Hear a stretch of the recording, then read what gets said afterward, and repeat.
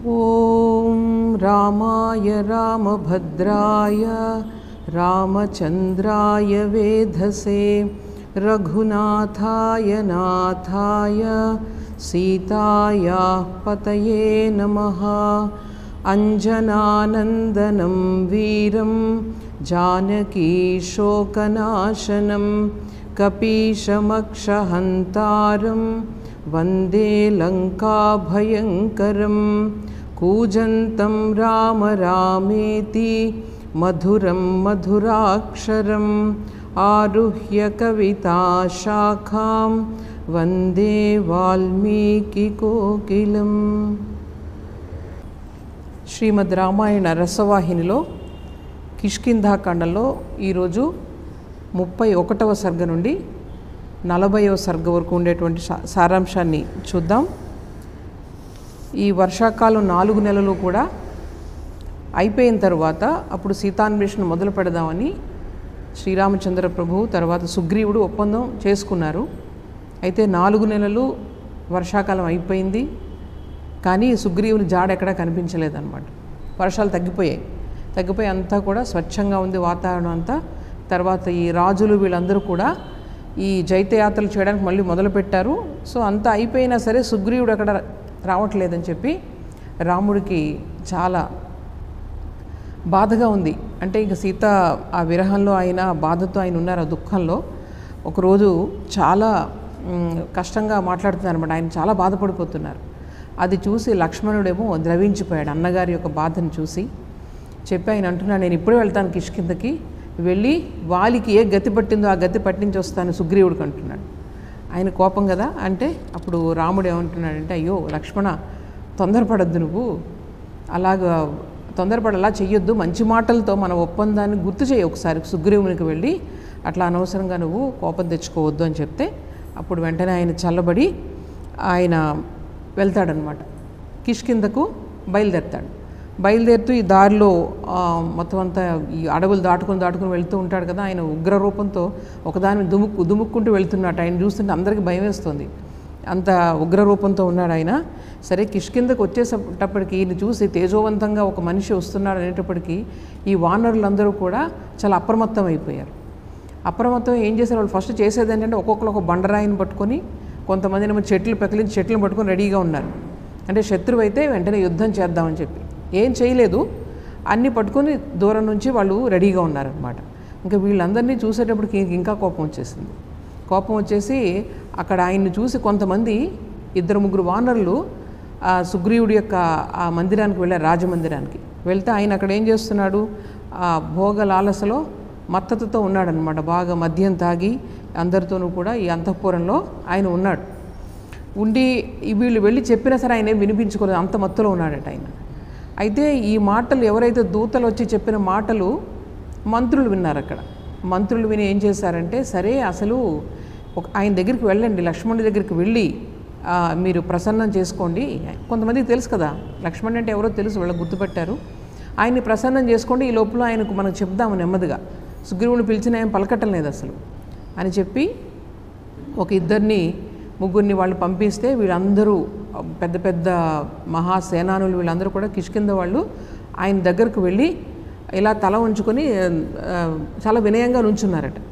నుంచునేసరికి ఇంకా కోపం తారాస్థాయికి వచ్చిందనమాట. వీళ్ళందరూ ఎందుకు ఇలా చేస్తున్నారని చెప్తే అప్పుడు అంగదుడు వస్తాడు, వాలి కొడుకు. ఆయన చాలా వినయవంతుడు. అంగదుడు వచ్చి ఏమిటి సంగతి, మీరు ఎందుకు ఇక్కడికి వచ్చారంటే అప్పుడు ఈయన యొక్క వినయమైన మాటలకు చాలా కొంచెం ఆయన చల్లబడ్డాడు. లక్ష్మణుడు చల్లబడి ఆయన అంటున్నాడు, నీకు తెలీదా, నీ పినతండ్రి ఎవరైతే ఉన్నాడో మాతో ఒప్పందం చేసుకున్నాడు, వర్షాకాలం అయిన తర్వాత వస్తానని, సీతాన్వేషణకు మొత్తం వానర సైన్యాన్ని పంపిస్తానన్నాడు, ఎక్కడ కూడా జాడ కనిపించడం లేదు, వెళ్ళి వెంటనే కబురు పెట్టంటే ఈయన వెళ్తాడు. పాపం వెళ్ళేసరికి ఈయన వెళ్ళినా సరే, అంగదుడు వెళ్ళినా సరే సుగ్రీవుడు ఎక్కడ ఉలుకు పలుకు లేదు, అస్సలు మాట్లాడలేదు, అంత మత్తులో ఉన్నాడు అతను. అప్పుడు ఇంకేం చేయాలో వీళ్ళకి అర్థం కాలేదు. ఇప్పుడు ఏం చేశారన్నమాట, వీళ్ళందరూ ఒకటే ఇంక సుగ్రీవుని లేపాలి, ఇంక వేరే లేదు కాబట్టి అందరూ కలిసి పెద్ద దిక్కులు పెక్కటిల్లేలాగా శబ్దం చేశారట. అందరూ కలిసి గట్టిగా అరిచారో మరి లేకపోతే ఏమైనా దుందుబులు మోగించారో పెద్దగా శబ్దం చేసేటప్పటికి ఆ శబ్దానికి ఉలిక్కిపడి లేచాడు మన సుగ్రీవుడు. ఆ కళ్ళన్నీ ఎర్రగా ఉన్నాయన్నమాట. ఏమైందని చెప్తే, చూడు మనకి 4 నెలలు ఇది అయిపోయింది కదా, లక్ష్మణుడు వచ్చాడు అక్కడి నుంచి, చాలా కోపంగా ఉన్నాడు, ఆయన కోపాన్ని చల్లార్చడం మా ఎవ్వరి తరము కాదు, అది నువ్వు వెళ్ళాలి, వెళ్ళిన తర్వాత ఆయన్ని చల్లార్చాలి, అప్పుడే ఆ విషయం తెలుస్తుంది మనకి అని చెప్పి వీళ్ళందరూ కూడా మంత్రులు అతనికి నచ్చజెప్తారు. నచ్చజెప్తే ఈయన వెంటనే లేచి కూర్చున్నాడు అనమాట. మొత్తం అంతా వదిలిపోయింది, లక్ష్మణుడు వచ్చాడు కదా అని చెప్పేసి, మా కోపంగా ఉన్నాడని చెప్పేసి వదిలిపోయింది అనమాట. వదిలి అన్నాడు, ఎందుకు మామూలుగా అంటే నేనంటే చాలా ఇష్టమే లక్ష్మణుడికి, చాలా సున్నితంగా ఉంటాడు ఎప్పుడు కూడా, ఎందుకు ఆయన కోపం వచ్చింది, నాకు వాళ్ళ మీద ఏం భయం లేదు అసలు, లక్ష్మణుడు అంటే భయం లేదు, కానీ మంచి మిత్రులు కదా వాళ్ళు, అటువంటి మిత్రులు వాళ్ళు ఎందుకు కోపంతో ఉన్నారు అన్నదే నాకు కొంచెం బాధగా ఉంది. మీరేం చేస్తారంటే, వాళ్ళ యొక్క స్నేహాన్ని ఇంత కష్టపడి నేను సంపాదించింది మళ్ళీ దాన్ని పోగొట్టుకోవడం అంటే నాకు చాలా బాధగా ఉంది, లేకపోతే నాకు వాళ్ళంటే ఏం భయం లేదు అని చెప్తున్నాడు అనమాట. అప్పుడు హనుమంతుడు చెప్తున్నాడు, చూడు అసలు రాముడు నీ యొక్క స్నేహానికి కట్టుబడి వాలి అంతటి బలవంతుణ్ణి చంపేశాడు, చంపిన తర్వాత నీతో స్నేహం చేసుకున్నాడు. అయితే నువ్వేం చేస్తున్నావు, నీ యొక్క భోగ లాలసలో నువ్వు చాలా ఏమరపాటుగా ప్రవర్తిస్తున్నావు. శరత్కాలం ప్రారంభం అయిపోయింది, అలాగే వర్షాకాలం పోయి ఆకాశం అంతా కూడా నిర్మలంగా ఉంది, నక్షత్రాలు ప్రకాశిస్తూ ఉన్నాయి, నదులలో సరస్సుల్లో కూడా చక్కగా నీరంతా కూడా తేటగా ఉంది, బురదంతా కూడా కిందకి, ఇక్కడ మన రామాయణంలో ప్రకృతి వర్ణన చూడండి ఎంత చక్కగా ఉంటుందో. మనం సీతాన్వేషణకు సహాయం చేస్తామని చెప్పి మాట ఇచ్చాము, దానికేమో సమయం వచ్చింది, నాకు అనిపిస్తుంది ఆయన అందుకే వచ్చాడు, అది గుర్తు చేయడానికే ఆయన వచ్చాడు. రాముడేమో ఎంతో దుఃఖంలో ఉన్నాడు, తను తమ్ముడి ద్వారా సందేశాన్ని పంపించి ఉంటాడు. నువ్వు లక్ష్మణుని చాలా వినయంగా ఆహ్వానించాలి, లేకపోతే అతని కోపం చల్లారదు.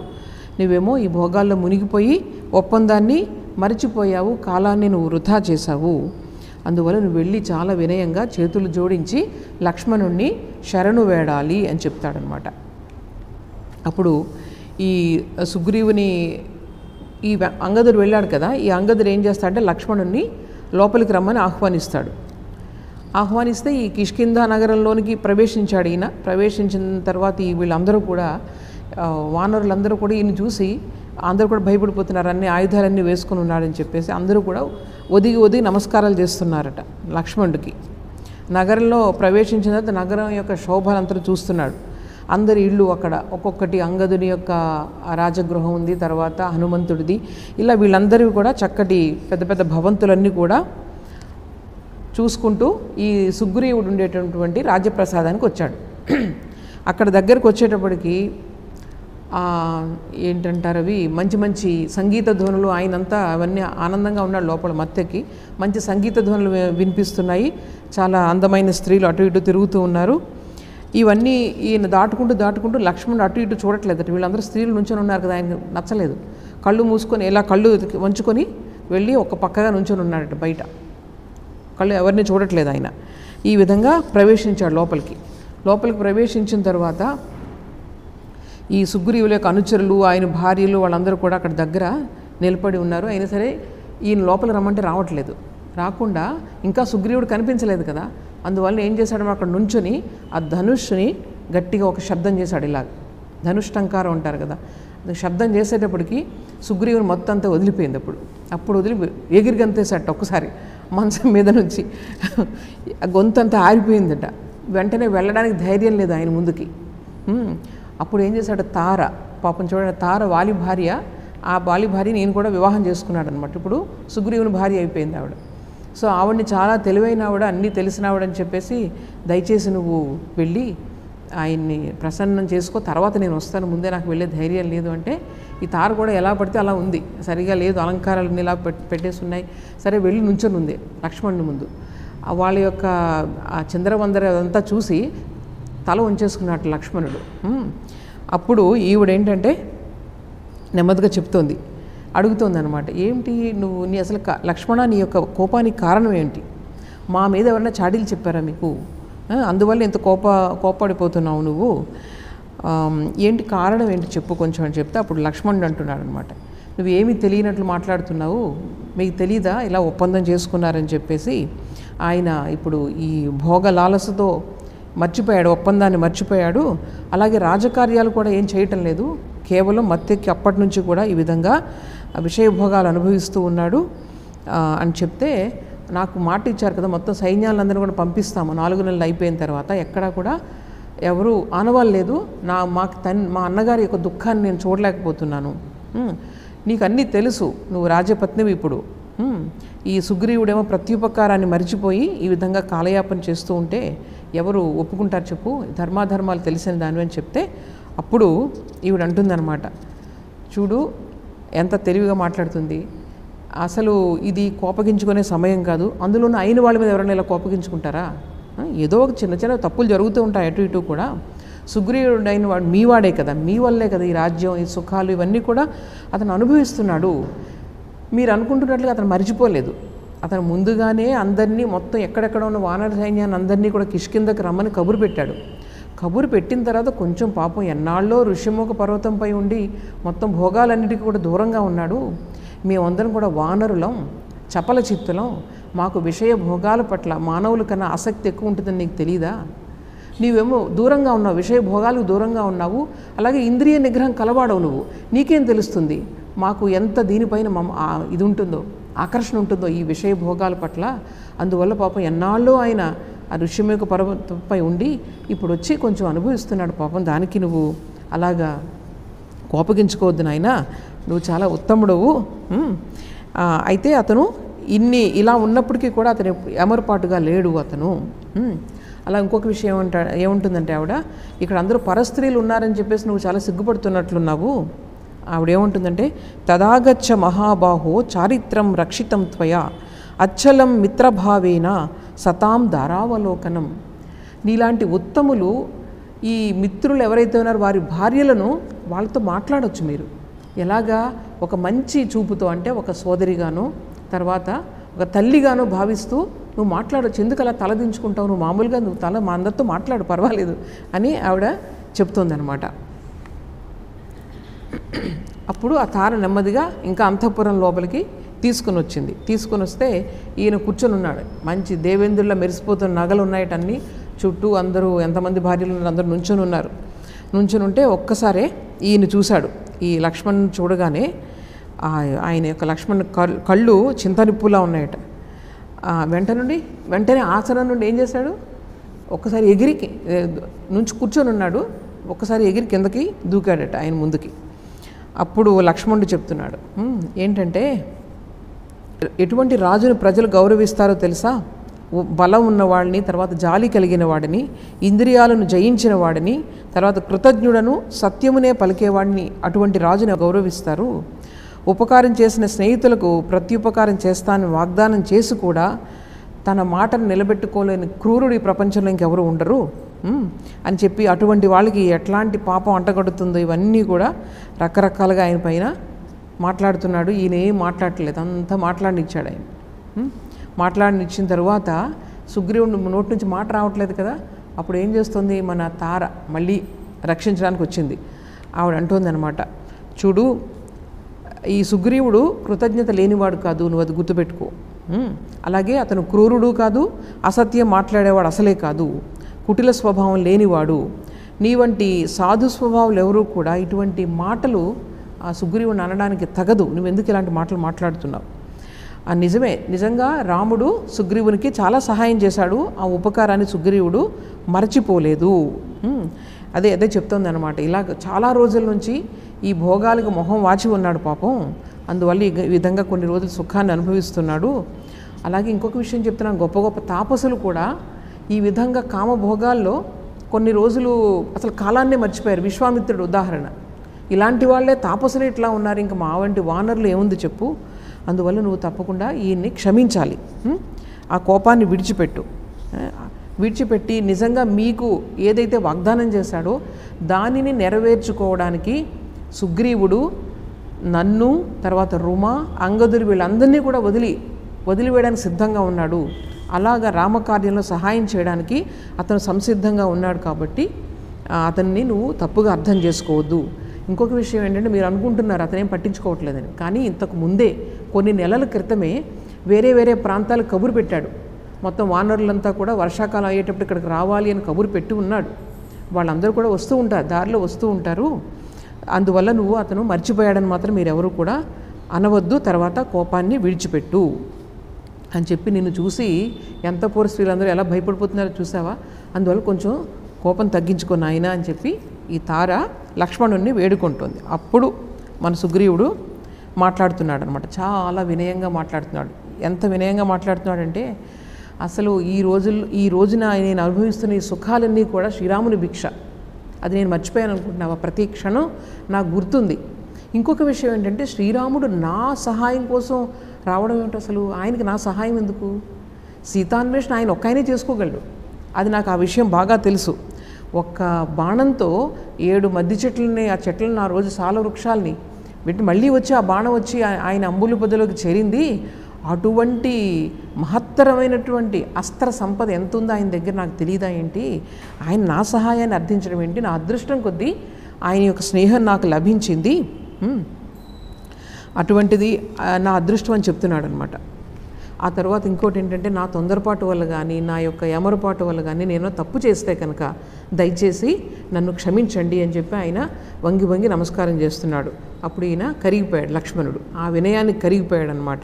అప్పుడు లక్ష్మణుడు అంటున్నాడు, నీవు వానర రాజువు కానీ ఎంతో వినయశీలుడవు, అందువల్ల నీ వంటి వాడు అన్ని విధాల ఈ తోడు నీడుగా ఉండడం రామునికి శ్రేయోదాయకం. అదే కాకుండా నీ దగ్గర ఎంతోమంది సేనలు ఉన్నారు, వాళ్ళందరూ ఎవరు? కామరూపులు. వీళ్ళందరూ తెలుసు కదా, వీళ్ళందరూ కూడా రామకార్యానికే జన్మించినటువంటి వీళ్ళందరూ దేవతలు. వీళ్ళందరూ కూడా అంటే ఎన్నో మహిమలు ఉన్నవాళ్ళు వీళ్ళందరూ కూడా. అందువల్ల ఏంటంటే నీ సహాయం తప్పకుండా రాముడికి కావాలి. నీ సహాయంతో అతను ఈ శత్రు సంహారం చేస్తాడు, తర్వాత సీతను చేజిక్కుంచుకుంటాడు.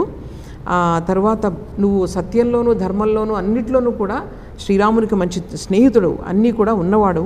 అందువల్ల ఈరోజు మా అన్నగారు చాలా కష్టంతో ఉన్నాడు. ఆ కష్టాన్ని నేను చూడలేక నిన్ను నానా మాట్లాడినాను ఇంతవరకు కూడా, నువ్వేమనుకోవద్దు అని చెప్తాడనమాట.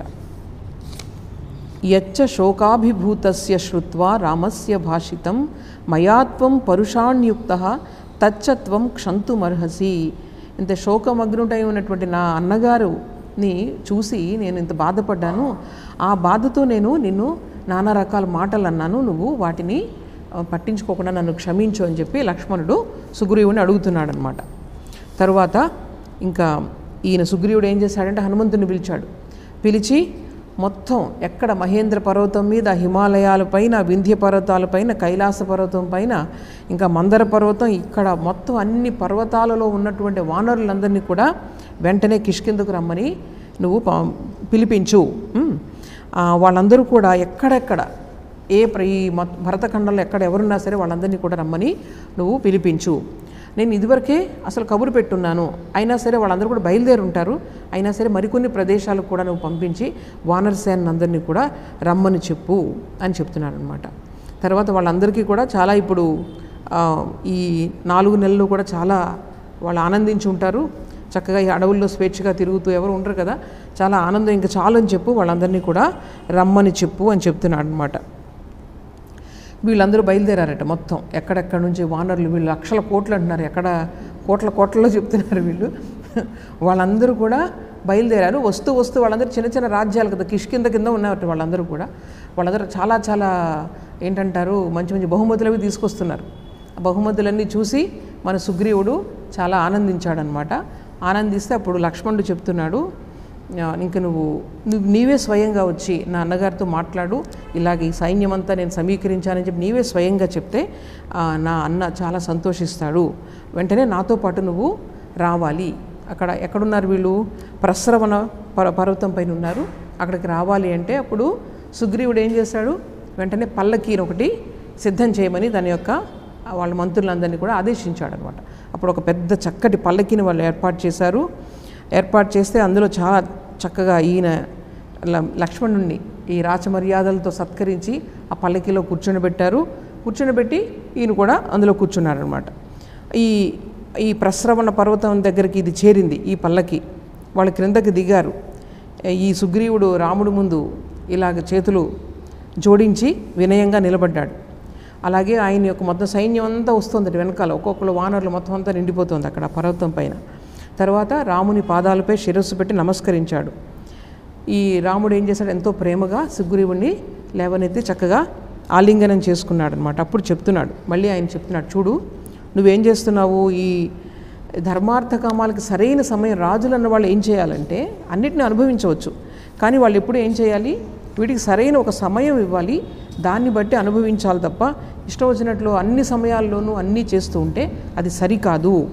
ధర్మమర్థంచ కామంచ యస్తు కాలే నిషేవతే విభజ్య సతతం వీర స రాజా హరిసత్తమా హిత్వా ధర్మం తథార్థం చ కామం యస్తు నిషేవతే స వృక్షాగ్రే యథా సుప్తః పతితః ప్రతిబుధ్యతే. అదే ఇవన్నిటికీ కూడా, ఈ మూడిటికి కూడా సరైన సమయాన్ని నిర్ణయించుకుని వాళ్ళు ప్రవర్తించాలి. ఈ ధర్మార్థాలని విస్మరించి కేవలం కామాన్ని అనుభవించేవాడు చెట్టు చిటారు కొమ్మన నిద్రించేవాడితో సమానం. అంటే ఎప్పుడు పడిపోతాడో తెలీదు, ఇంకా అయిపోయిన తర్వాత ఇంకేం చేయలేం కదా. ఈ విధంగా రాముడు ఆయనకు హితబోధ చేస్తున్నాడు అనమాట. చెప్తే అప్పుడు ఈయన చెప్తున్నాడు, మళ్ళీ నీ అనుగ్రహం చేతనే నేను మొత్తం ఐశ్వర్యాన్ని ఈ అంతటినీ కూడా నేను పొందాను. ఇప్పుడు కిష్కిందకు మొత్తం వానరులందరూ కూడా వచ్చి ఉన్నారు, లక్షల కోట్లు. వాటి ఎలా ఉన్నారంటే ఈ నెంబర్స్ చూస్తుంటే కళ్ళు చెదిరిపోతాయి, అట్లా ఉంది. ఎన్నో లక్షలు వచ్చేసి, కోట్ల మంది వచ్చేసి అక్కడ నుంచొని ఉన్నారు. వీళ్ళందరూ మామూలు వాళ్ళు కాదు, అందరూ కూడా కామరూపులు. అందుకని ఒక్కొక్కళ్ళు కూడా ఒక్కొక్క సైన్యాధిపతులు ఉన్నారే, వాళ్ళందరూ కూడా అశ్విని దేవతల పిల్లలు, లేకపోతే వేరే వాళ్ళు, ఇలా దేవతల యొక్క సంతానం వీళ్ళందరూ కూడా. అందువల్ల నీ సేవ చేయడానికి వీళ్ళందరూ కూడా త్వరగా వస్తున్నారు. ఈ రావణుని వాళ్ళు బంధిస్తారు, చంపుతారు, వాళ్ళ బంధువుల్ని అందరినీ కూడా చంపుతారు. తర్వాత సీతను తప్పకుండా తీసుకొని వస్తారు. అప్పుడు రాముడు, సుగ్రీవుడు ఇంత ఏర్పాట్లు చేశాడు కదా, ఇది చూసి ఆయన చాలా సంతోషించాడట. సంతోషించి ఆయన చక్కగా నేత్రాలు ఇలా విప్పరి చాలా ఆనందంతో సుగ్రీవుని వంక చూస్తున్నాడు. చూస్తూ ఉంటే అప్పుడు ఈ రాముడు అంటున్నాడు అనమాట, ఇది నిజంగా నీ వంటి ప్రత్యుపకారం చేసేటువంటి ఇటువంటి మిత్రులకి వాళ్ళకి మాత్రమే చెల్లింది ఇటువంటి పని చేయడము. నేను నీ సహాయంతో తప్పకుండా నేను ఆ రావణుని సంహరిస్తాను. మారీచుని నేను ఆల్రెడీ సంహరించాను, ఇక రావణుని కూడా నేను సంహరిస్తాను అని చెప్తే వీళ్ళిద్దరూ మాట్లాడుకుంటూ ఉంటే 4 పక్కల నుంచి బాగా ఒక తుఫాన్లా వచ్చిందట, మొత్తం దుమ్ము లేచిపోయిందట అంతా కూడా. అప్పుడు దిక్కులన్నీ ఏవీ తెలియకుండా పోయిందట. తర్వాత ఈయన ఏంటంటే వివరాలు చెప్తున్నాడు మొత్తం. సుగ్రీవుడు ఎవరు ఎంతమంది తీసుకొచ్చాడు, పెద్ద ఇది ఉందనమాట. ఎవరు ఏ వానరుడు ఎంతమందిని తీసుకొచ్చాడు, వాళ్ళలో ఎట్లాంటి వీరులు ఉన్నారు అంటే రాముణ్ణి, ఆయన్ని మనసుని ఇంకా సంతృప్తిపరచడానికి ఆయన రకరకాలుగా మాట్లాడుతున్నాడు. అప్పుడు ఈయన ఏం చెప్తున్నాడు, వానర సైనికులందరినీ కూడా ఆదేశించాడు, మీరందరూ కూడా ఈ సెలయేళ్ల విద్ద తర్వాత ఈ నదీ తీరంలో కూడా ప్రాంతం ఉంటుంది, అక్కడ అందరూ కూడా ఒకే చోట గుమిగూడండి మొత్తం అందరూ కూడా. అప్పుడు చూస్తాడు నిజంగా రాముడు ఈ బలగం ఎంత ఉంది అన్నది ఆయనకు సరిగా అర్థమవుతుంది అని చెప్పేసి. అప్పుడు వాళ్ళందరూ కూడా ఒకే చోటకు చేరారు. ఆయన వాళ్ళందరినీ చూపిస్తూ రాముడికి చెప్తున్నాడు, ఇప్పుడు నువ్వు ఆదేశించు వాళ్ళని, సీతాన్వేషణకి ఏం చేయాలన్నది వీళ్ళందరూ కూడా ఇప్పుడు నీ అధీనంలో ఉన్నారు, నువ్వు వాళ్ళందరినీ కూడా ఆదేశించు ఏం చేయాలో అని చెప్తే అప్పుడు రాముడు సుగ్రీవుడితో అంటున్నాడు అనమాట, అసలు ముందుగా అసలు సీత జీవించి ఉన్నదా లేదా అన్నది మనం కనుక్కోవాలి, అది ముందు విషయం. అలాగే రావణుడు ఎక్కడుంటాడు అది మనం తెలుసుకోవాలంటే ఏం చేయాలి, 4 వైపులకి పంపించాలి. ఎటువైపు రావణుని రాజ్యం ఉందో చూడాలి, అక్కడికి వెళ్ళి సీత అక్కడ ఉందో లేదా అనేది గమనించాలి. అందువల్ల సీతాన్వేషణకు నీవే సరైన ఎందుకంటే నీకు తెలుసు ఈ ప్రాంతాలు ఇవన్నీ కూడా బాగా తెలుసు కాబట్టి నువ్వే ఏర్పాట్లన్నీ చెయ్యి, నేను చేయడం కాదు అని చెప్పేసి నువ్వే పథకం అంతా తయారు చెయ్యి అని చెప్తున్నాడు. అప్పుడు సుగ్రీవుడు తన యొక్క సేనానితో అంటున్నాడు అనమాట, వినతుడు అనే సేనానితో, నువ్వేం చేస్తావు, ఈ బాధ్యతనంతా కూడా రాముడు నాకే అప్పగించాడు, అందువల్ల నువ్వేం చేస్తావంటే తూర్పు దిక్కుగా వెళ్ళు. ఆ తూర్పు దిక్కుగా మొత్తం ఆ వర్ణనంతా ఉంటుందన్నమాట. తూర్పు దిక్కుగా ఎటువైపు వెళ్ళాలి, ఏ పర్వతం ఉంటుంది, దాని తర్వాత ఏ సరస్సు ఉంటుంది, ఇవన్నీ కూడా అసలు చాలా చక్కగా మొత్తం వర్ణన ఉంటుందన్నమాట, చాలా పెద్ద వర్ణన. ఈ విధంగా వెళ్ళి తూర్పు ప్రాంతాల్లో 7 సముద్రాలు ఉన్నాయి. అవి వాటి పేర్లు ఏంటంటే లవణం, ఇక్షు, సుర, సర్పి, దధి, క్షీర జలాలతో అవన్నీ ఉంటాయి. ఇందులో ఒక్కొక్క సముద్రంలో అలలు పెద్దవిగా ఉంటాయి, గాలి ఎక్కువగా ఉంటుంది. ఇలా రకరకాలుగా ఆయన వర్ణిస్తూ ఈ వినతుడు అనేటువంటి సేనానికి చెప్తున్నాడు, ఎవరు సుగ్రీవుడు, అవన్నీ చూసి రండి, ఒక నెల మాత్రమే సమయం ఇస్తున్నాను. నెల దాటిన తర్వాత ఎవరైతే వస్తారో వాళ్ళందరికీ కూడా నేను మరణదండను విధిస్తానని చెప్తున్నాడు. సో దీంతో ఈరోజు ఈ 40వ సర్గ పూర్తవుతుంది. ఈ విధంగా తూర్పు దిక్కుకి ఈయన పంపించాడు, పశ్చిమ దిక్కుకి కొంతమందిని పంపిస్తాడు, తర్వాత ఉత్తర దిక్కు కొంతమందిని పంపిస్తాడు, దక్షిణ దిక్కుకి హనుమంతుడిని పంపిస్తాడు. అదంతా కూడా మనం తర్వాత చూస్తాం. ఈ హనుమంతుడిని చూసి ఈయనకు చాలా నమ్మకం వస్తుంది కదా మన రామచంద్ర ప్రభువుకి. ఆయనకు అంగుళీయకాన్ని ఇస్తాడు, ఆయన ఎవరికి ఇవాడు హనుమంతుడికి ఇస్తాడు. ఇవన్నీ కూడా మనం వచ్చే వారం చూద్దాం. ఈరోజు ఇంతటితో ముగిద్దాం. ఓం అసతో మా సద్గమయ తమసో మా జ్యోతిర్గమయ మృత్యోర్మా అమృతంగమయ. ఓం శాంతి శాంతి శాంతి. హరి ఓం తత్సత్. శ్రీరామకృష్ణార్పణమస్తు.